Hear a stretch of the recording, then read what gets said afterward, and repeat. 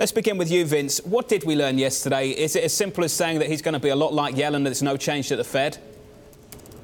He's going to be Janet Yellen 2.0. That is the same policy Janet Yellen delivered in 2017, not the Janet Yellen who delayed and demurred in 2015 and 2016 and put off tightening as long as possible.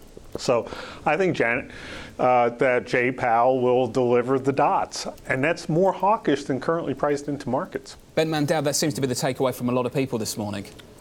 Yeah, I think there's an obvious mispricing in monetary policy, but not an obvious catalyst to get it to fix itself. And the Fed is a case in point. You have the chair discussion, which swung towards the continuity candidate. Yeah.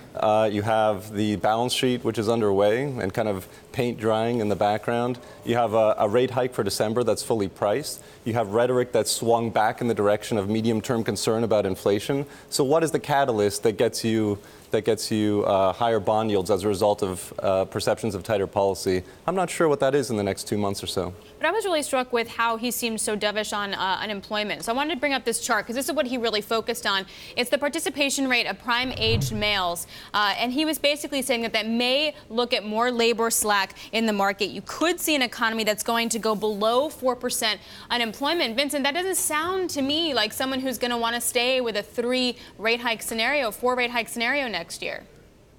Oh, this is someone who knows the program, which is the Federal Reserve is going to do its job, maximum employment and stable prices. If it turns out that there isn't as much labor, there's more slack than we think, and inflation doesn't rise as in the forecast, then they will deliver a less hawkish policy. But that's not their forecast. He was basically given the game plan.